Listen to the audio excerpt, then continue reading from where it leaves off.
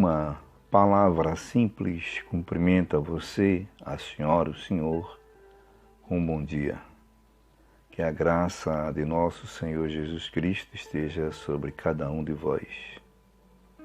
Hoje eu quero dar um tema para a palavra do dia dizendo: para quem confessar?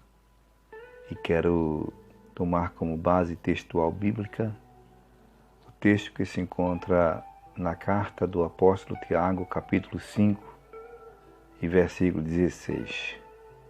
Diz assim: confessai os vossos pecados uns aos outros e orai uns pelos outros, para que sejais curados. A oração do justo pode muito em seus efeitos. Hoje é 29 de dezembro de 2021, quarta-feira. Senhor, nosso Deus, nosso Pai, Deus bendito, Deus santo, é no nome de Jesus Cristo, Teu Filho amado, que aqui estou em oração, na Tua presença. Quero Te agradecer por essa oportunidade. Te apresento essa pessoa que está me ouvindo, a família dessa pessoa. Conheces o Senhor as causas que cada uma dessas pessoas precisa que sejam resolvidas. Portanto, resolve segundo a Tua vontade, o Teu querer e o Teu poder. Continua com a minha família, comigo. Eu te peço que seja assim, em nome de Jesus. Bom, pessoal, hoje o título que dei para essa palavra do dia foi, na verdade, uma pergunta, né? Para quem confessar?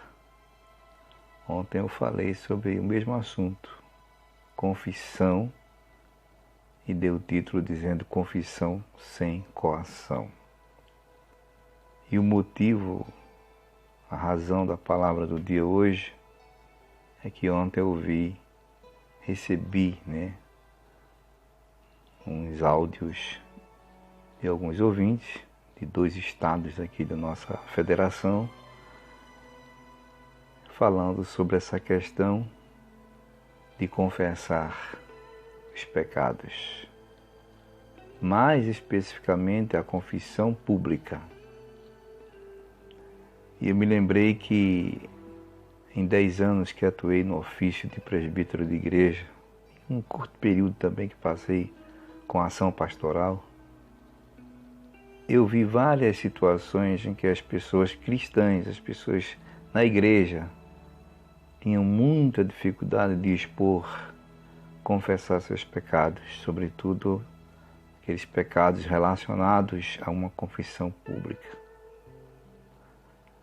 Havia os que atuam, né, nessa questão que eu vou dizer agora. Na minha época havia uma comissão chamada uma comissão de aconselhamento e disciplina, que era formada por alguns irmãos seletos, irmãos e irmãs, que eram pessoas idôneas, pessoas que guardavam segredos, pessoas de oração, comprometidas com a palavra de Deus e com o bem-estar do próximo. A comissão que eu não sei se nos dias atuais atua do mesmo jeito. A maioria da membresia nem sabia que aqueles irmãos faziam parte desse grupo. E as pessoas que cometiam pecados relacionados ao corpo de Cristo ser escandalizado, no caso a igreja, era ali um pecado que precisava ser confessado publicamente. Aí as pessoas procuravam, no caso um diácono da igreja, um presbítero, um pastor, e ali confessava, a pessoa reunia, né, aquele líder eclesiástico, reunia a comissão para tratar daquele assunto de uma forma restrita. E ali, eu me lembro que no meu caso, quando nós atuamos, tivemos a oportunidade de tratar vários casos em que foram as pessoas submetidas ao processo disciplinar, mas o restante, ou seja, a igreja não ficou sabendo sequer o motivo daquela pessoa estar naquele momento de correção. E a pessoa foi reconciliado, voltou para a comunhão com o caso, com o corpo de Cristo, voltou a participar da Santa Ceia, etc. e tal. E a igreja não ficou assim sabendo de detalhes. Eu não quero dizer que quando uma pessoa erra, ao ponto de, na verdade essa mensagem até é mais didática, né? Mas como dizia, quando uma pessoa, um cristão, um membro de igreja erra, ao ponto de esse pecado ser um pecado que vá atingir a igreja de Cristo, o corpo de Cristo, eu não quero dizer que essa pessoa não confesse, não vá procurar os meios, né, legais, eclesiásticos, para contar a sua situação. Mas hoje em dia está difícil, está muito difícil. Naquela época minha, quando eu estava atuando, né, oficialmente nessa comissão, eu via a dificuldade, como já disse, das pessoas procurarem, né, expor os seus pecados. Imagina nos dias de hoje. Mas temos que acreditar nas pessoas idôneas na igreja. Existe alguém idôneo na igreja. E ontem, nos áudios que eu vi de alguns ouvintes falando sobre o assunto, diziam, mas irmão Jessé, acontece que nem todo mundo é confiável. Aí houve até citação de exemplos de que uma pessoa da comissão ficou sabendo de uma determinada situação. Parece-me que foi até uma questão de adultério, né? Um pecado envolvendo um casal, mas que depois toda a igreja ficou sabendo que aquele irmão, aquela irmã haviam estado em uma situação de adultério, né? E estavam ali passando aquele processo disciplinar por causa disso. No texto que eu escolhi, Tiago diz assim, confessai os vossos pecados uns aos outros. O título foi, lembra-se? Para quem confessar, Tiago diz aqui, confessai uns aos outros.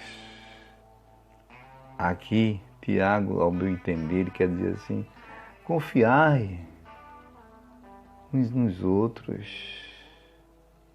A igreja precisa ser um ambiente confiável, onde as pessoas possam até contar os seus segredos, suas confidências, sabendo que dali não vai passar. Inclusive, até me lembrei, é claro que o contexto aqui é outro do que eu vou citar aqui, esse exemplo bíblico, mas presta atenção que Jesus disse uma certa vez, e eu acho que eu devo aprender com Jesus, quando ele diz assim, o evangelho que narra esse fato aqui, que eu vou ler, é o evangelho de Jesus, segundo escreveu Marcos, capítulo 1, versículo 43 e 44, diz assim, e advertindo severamente, logo o despediu. Aqui Jesus estava se aproximando em uma cidade e ali chegou um leproso, e esse texto a gente conhece, né? E esse leproso se pôs de joelho, rogando-lhe, pedindo a Jesus, olha, se que queres, que pode me curar, tu pode me deixar limpo. Jesus se moveu de uma compaixão dele, estendeu a mão, tocou nele e disse, quero ser limpo. E o homem ficou curado. Aí quando Jesus advertiu ele severamente, mandou ele embora, e o versículo 44 diz assim, olha, Jesus dizendo para ele, olha, não digas nada a ninguém. Outras palavras, guarda segredo. Como eu falei no início, o contexto aqui é outro, tá? Mas deixa eu trazer aqui para o assunto nosso. Às vezes eu quero procurar a comissão da igreja para confessar, né, um exemplo, um erro, um pecado. Aí Jesus está dizendo assim, ó, para quem faz parte da comissão, não diga isso para ninguém. Resolvam a situação aí desse meu filho, dessa minha filha, mas não diga para ninguém. Jesus diz mais aqui para o homem leproso que agora é curado, diz assim, ó, porém vai, mostra até o sacerdote e oferece pela tua purificação. O sacerdote aqui é o responsável, é o homem na função, vamos trazer para os dias atuais, na função da eclesia, da igreja, onde tem a responsabilidade de liderança, de ouvir. É um diácono, é um presbítero, é um pastor. Desculpa, pessoal. E aqui o sacerdote foi o responsável para receber aquele homem. Certamente aquele homem disse que foi Jesus. Então, a relação entre o homem, Jesus, que havia pedido para o homem não contar nada para ninguém, e o sacerdote, era ali um grupo seleto. Ali eram pessoas de confiança, sacerdote, Jesus, e Jesus esperava essa relação, que o homem tivesse também aquele comprometimento, mas o homem ficou espalhando, né? Fez o contrário. Aqui, como já disse, o contexto é outro. Mas aprendamos com Jesus. E quando alguém confessar o seu pecado, que é um pecado que deve ser confessado, porque foi um pecado que atingiu a noiva de Cristo, que seja resolvida essa questão. Não é obrigado você disciplinar alguém, corrigir alguém e dizer o motivo, gente. A pessoa vai passar pelo processo disciplinar, porque a pessoa quer ser corrigida, porque se procurou, né, a comissão porque quer corrigir o seu erro. Mas que tenhamos tática, tenhamos visão de Deus, eu falo isso para mim, né, e para que possamos conduzir o caso, o fato, de uma maneira sábia, que a pessoa passe esse processo disciplinar e seja curada, seja beneficiada, não jogada lá fora, no mundão, porque não houve sensibilidade no ato dessa correção. Que Deus nos ajude. Para quem confessar, Tiago diz, repito, confessai vossos pecados uns aos outros. Será que a gente pode confessar mesmo? Será que todos merecem a confiança que Tiago aqui diz que a igreja deve ter uns com os outros, essa confiança mútua, recíproca? É algo a se pensar. Ótimo dia a todos. Servo de Deus, Gessé.